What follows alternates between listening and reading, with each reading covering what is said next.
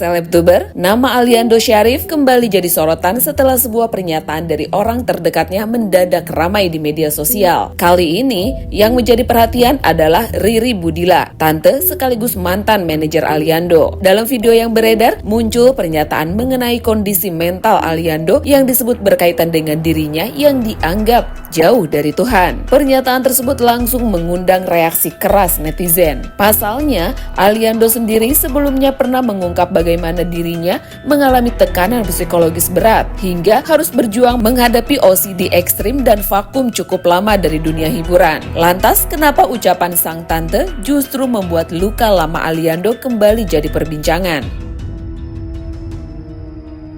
Aliando Syarif memang pernah melewati masa yang sangat berat dalam hidupnya. Di tengah popularitas yang sedang tinggi-tingginya, aktor ini justru harus menghilang dari dunia hiburan selama beberapa tahun. Aliando pernah mengungkap bahwa dirinya mengalami tekanan mental yang luar biasa akibat persoalan dengan orang-orang terdekat, termasuk lingkungan manajemen terdahulu yang masih memiliki hubungan keluarga.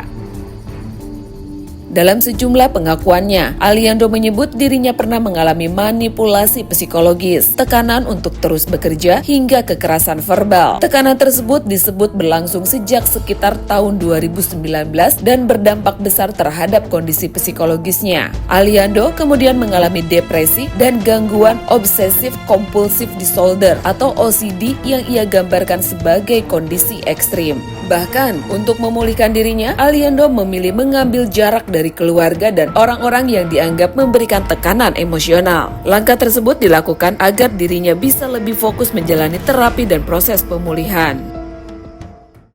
Ya, awal pertama kena mental issue memang karena manipulasi dan gue salah satu korbannya gitu ya, sampai gue terkena OCD gitu.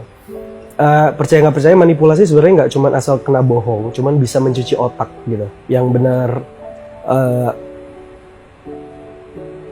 lu nggak akan percaya pasti kata-kata gue, cuman memang seburuk itu manipulasi dan seberbahaya itu.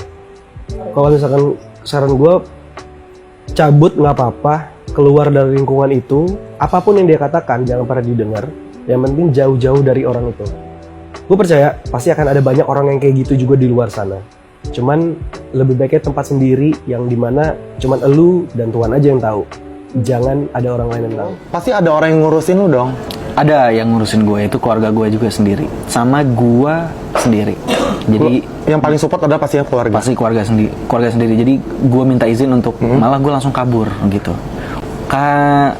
Ada namanya perubahan emosional dalam diri yang justru malah orang yang kriminal ini menyuruh gue untuk menyerang keluarga gue sendiri, bahwa mereka lah yang membuat gue jadi seperti ini.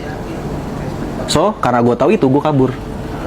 Jadi orang ini mau sembunyi tangan dari apa yang dilakukan dan mengubah emosi gue untuk kesel dengan orang-orang di samping gue. Siapakah manajemen ini? Tapi orang ini ternyata pas gue kulik-kulik lagi emang sedeng. Jadi gue nggak bisa salah juga. Gue juga sedeng mau nerima orang begitu. Gitu. Tapi ketika lu ketika lu kabur, lu sendiri kabur? Sendiri kabur. Yang ngurusin lu siapa? Nggak ada, sendiri. Makan apa semua sendiri ketika lu kabur itu? Ya, sendiri kan, normal sendiri. Di saat lu lagi kayak under pressure, di saat lu ketika lu kayak batin lu lagi terguncang, tiba-tiba lu memutuskan untuk kabur tanpa ada yang tahu. Iya, tanpa ada yang tahu gue kemana. Tapi semua keluarga gue dan orang-orang terdekat gue itu percaya bahwa kalau Ali pasti melakukan apa yang harus dilakukan gitu. Nggak mungkin yang aneh-aneh, karena emang gue tipe yang apa sih aneh-anehnya gitu. Boleh tahu nggak, lu kabur kemana waktu itu? Gue keliling Jawa. Sendiri Keliling Jawa. Gak ada yang tahu lu? Ada yang tahu, ada yang enggak. Wow, Gitu. gue sampai kayak speechless, sumpah jujur. Namun kini, ketika Aliando mulai kembali aktif di dunia hiburan, pernyataan salah satu tante justru kembali menyeret masa lalunya ke tengah publik. Riri Budila, yang diketahui sebagai tante sekaligus manajer Aliando, dalam video yang beredar menyampaikan pandangannya mengenai kondisi mental sang keponakan dan alasan dia tidak lagi menjadi manajernya. Pernyataan soal gangguan mental yang dikaitkan dengan kondisi spiritual inilah yang kemudian menjadi sorotan. Oh, emang dasar. Lagi yang bertanya buruan. Kenapa ya pacaran? Lalu tanya sama orangnya kenapa dia kagak pacaran.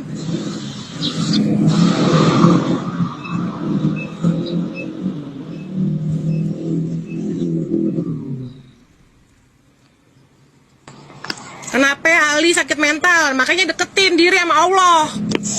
Kenapa Ali, lu kagak megang Ali lagi? Kenapa lu udah gak mau megang Ali lagi di manajemen? Kagak pernah sholat Jumat, lu tahu. No, idola lu kagak pernah sholat Jumat, makanya gue ngamuk. Apalagi yang lu mau tanya?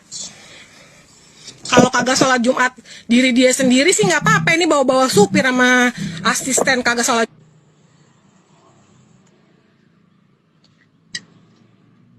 Jumat. Sedangkan di agama yang gua anut aja nggak 3 kali sholat Jumat tuh kafir. No, idola lu tuh apa namanya berarti?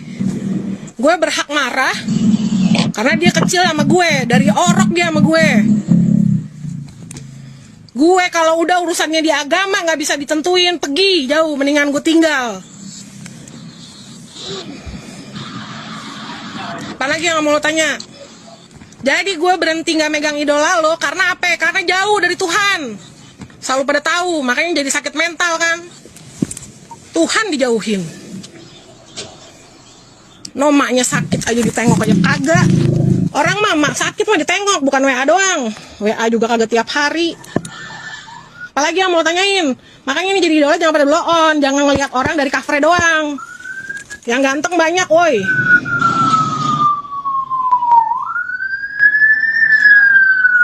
Kalau lu pada tanya kenapa gue nggak megang idola lo lagi, masalahnya sepele banget masalahnya. Lu tanya sama orang yang gue berantem gara-garanya afirmasi lo sama dia, mau diambil nggak? Gue nggak pernah ngambil kayak manajernya setelah gue. Gue nanya mau nggak diambil dan dia setuju. Oke, nggak apa-apa. Kalau dia nggak mau nggak gue ambil. 2016 tanggal 13 Mei gue bilang gue maaf Li, gue nggak bisa lagi ngurus lo. Ya udah, gue bisa pergi, gue bisa mandi. Blow on emang dasar. Apalagi yang mau ditanya buruan. Kenapa pacaran? Lalu tanya sama orangnya kenapa dia kagak pacaran.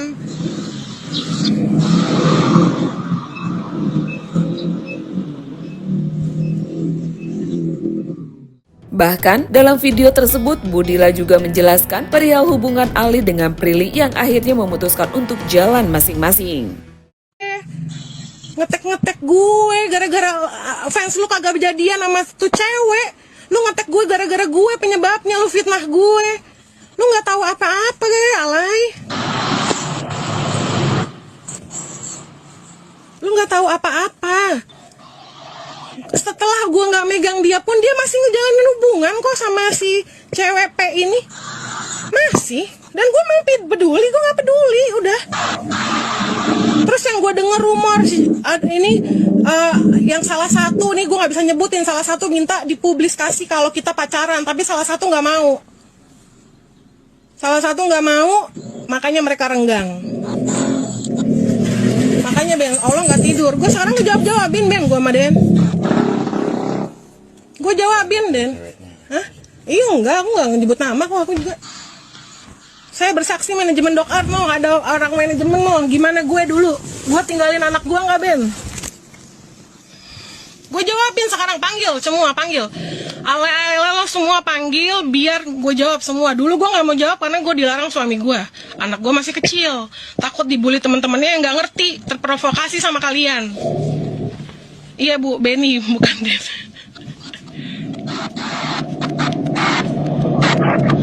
Emosi gue. Noh, supirnya noh. Lo diajak sholat Jumat kabur kan Ben dia? Selalu pada tahu bukan ibunya Bu, tapi alinya yang beda vibes-nya. Nah, kenapa tuh dia bisa beda vibes-nya? Keluarga dijauhin. Sedangkan hablum minanas hablum minallah loh kalau di Muslim tuh ya. Hablum minanas hablum minallah, dia jauhin semuanya. Kalau ngomong pintar banget. Gue sekarang gue jawabin, anak gue udah gede karena anak pertama gue pernah ngomong gini, Ibu kenapa sih diem aja Bu? Ibu tuh di fitnah orang tuh kayak seolah-olah bener. Akan ada waktunya nih, mungkin sekarang nih. Gue capek ngetik-ngetik, lu pada blow on. Nih gue pada live nih, lu panggil dia tuh. Lu panggil dia tuh fans-fans lu alay biar pada nonton, biar gue jawabin satu-satu pertanyaannya. Kalau pacaran sama bocil ya hak asasi manusia lah. Usia bisa, gue nggak pernah permasalahin. Gue nggak pernah ngelarang dari dia mau pacaran, tapi dia yang ngomong pengennya ta'aruf, pengennya begini. Gue nggak pernah ngelarang, karena gue takut dia malah jadi nanti bukan orang manusia normal. Gue seneng dia demen sama perempuan, nggak pernah gue ngelarang. Asal lo tahu, gue deket banget sama cewek, sama orang tuanya tuh cewek yang inisial P. Gue deket banget, sampai detik ini gue deket banget. Cuman kalian yang rusak nih, yang bikin semuanya kacau, fitnah. Kalau kita tarik ke belakang ya guys, Ali dan Prilly memang menjadi pasangan yang disukai banyak fans. Debut mereka di beberapa sinetron sukses membuat netizen baper dan berharap hubungan mereka bisa ke jenjang yang lebih serius. Makanya nih, ketika mereka memilih mengambil jalan sendiri-sendiri, netizen pun merasa kecewa, apalagi kehadiran tantenya Ali seolah membuat luka lama para fans Ali dan Prilly.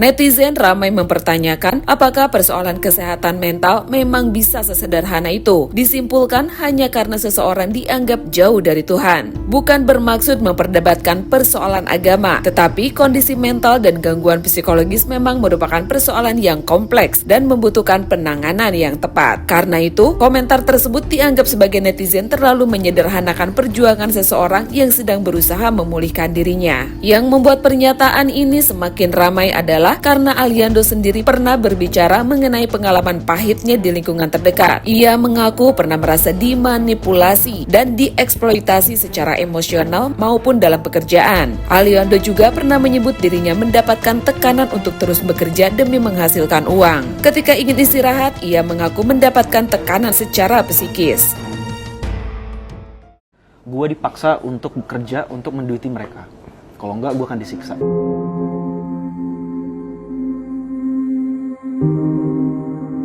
Wow, ini semacam manajemen gak sih? Iya. Ini orang si pelaku semacam manajemen. Iya. Lo tau kasus yang konspirasi ketiap gitu-gitu nggak? Nah itu kan nggak tahu itu konspirasi kan. Dan kalau gue nggak sampai sana, tapi gue berhasil lolos lah gitu. Oke, sekarang dari lu sendiri nih, ketika lu sudah mengetahui lu sakit itu, apa usaha? Kena tuh OCD. Kena OCD. Apa usaha yang lu lakukan sampai lu akhirnya itu menuju ke Instagram lu yang live Instagram itu dan lu mengakui dan lu ingin sharing ke followers lu kalau lu tuh sebenarnya selama itu menghilang gara-gara OCD. Berarti means lu ada melakukan pengobatan dong? Ada melakukan pengobatan. Apa step-step pengobatan yang udah lu lakukan? Awal pertama kenapa gue live Instagram itu pertama ada push dari orang-orang untuk ada yang nunggu. Jadi ada juga kan yang setelah nonton Warkop kan ada yang bilang wah image Aliando bakal lebih baik, lebih bagus gitu. Jadi ada yang taruhan juga tuh. Iya. Nah, jadi gue di-push terus untuk kerja, abis itu ada yang nunggu juga. Semacam lu tuh jadi barang judi dong sama mereka. Gue ditunggu juga tuh, ditunggu untuk apa yang mau dikeluarkan lagi. Gitu loh.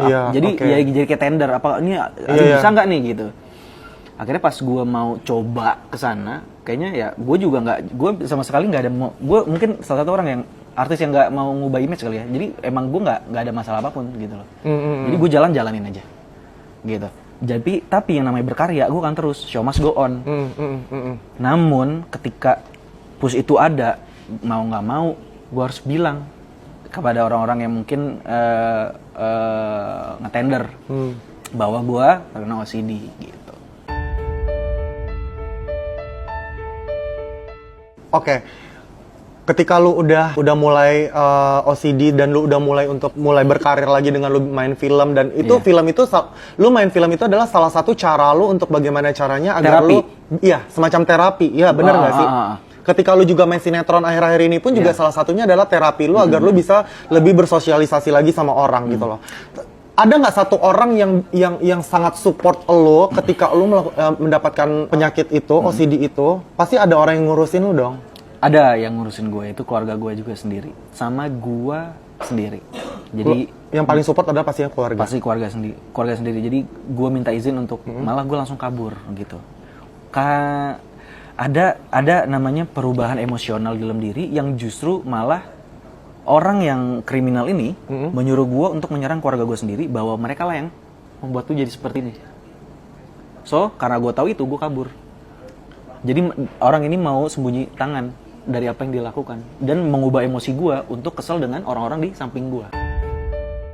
Jadi, sampai sekarang berbagai versi mengenai apa yang sebenarnya terjadi di balik masa sulit Aliando masih menjadi perbincangan. Yang jelas, Aliando memilih mengambil jarak dan bagi dirinya, keputusan tersebut justru menjadi bagian dari proses untuk kembali menemukan jati dirinya. Pernyataan sang tante pun membuat netizen ramai memberikan komentar. Ada yang menilai persoalan kesehatan mental tidak seharusnya disederhanakan menjadi persoalan kurang ibadah karena ibadah urusan masing-masing. Sebenarnya urusan ibadah itu urusan masing-masing. Kalau memang sudah diajak tapi nggak mau, ya sudah. Yang penting udah mengingatkan. Kalau dia bilang masalahnya dia nggak sholat ngajak-ngajak orang lain, kenapa yang lebih tua nggak bilangin secara baik-baik? Atau memang bisa bilang kalau emang gitu ganti aja yang nonis. Dosa ditanggung masing-masing. Kita sebagai manusia cuma bisa mengingatkan satu sama lain. Kalau urusan Ali nggak mau diajak umroh, ya mungkin memang belum panggilan buat kesana saja. Mau urusan sakit mental itu nggak semua karena nggak dekat sama Allah ya. Takutnya pada mikir orang yang sakit mental itu karena nggak dekat sama Allah. Padahal ada faktor-faktor lain yang bisa mengakibatkan itu. Ada juga yang membenarkan ucapan tantenya. Tapi beneran, aku juga pasien poli psikiatri. Dokternya malah bilang, kamu pasti bisa sembuh pelan-pelan, tapi disuruh sholat, perbaiki ibadah, dan lain-lainnya. Beneran guys yang tante ini bilang. Tapi ya mungkin ada masalah lain ya, makanya semarah itu. Tapi tentu saja nih guys, publik juga perlu berhati-hati. Apa yang beredar di media sosial hanyalah potongan pernyataan dan cerita dari berbagai pihak. Yang paling mengetahui apa yang sebenarnya terjadi adalah Aliando dan orang-orang yang berada langsung dalam situasi tersebut. Kini Aliando sudah kembali melangkah setelah bertahun-tahun berjuang dengan kondisi mentalnya. Ia perlahan kembali muncul dan menjalani hidupnya dengan caranya sendiri. Namun satu pernyataan dari orang terdekat justru membuat masa lalu yang selama ini berusaha ia tinggalkan kembali menjadi konsumsi publik. Pertanyaannya, apakah pernyataan sang tante hanya sekedar opini pribadi atau justru ada cerita lain di balik hubungan Aliando dengan keluarga dan manajemen terdahulunya yang belum pernah benar-benar terungkap? Kalau menurut kalian, apakah masalah kesehatan mental memang pantas sesederhana seperti itu? Tulis pendapat kalian di kolom komentar ya guys.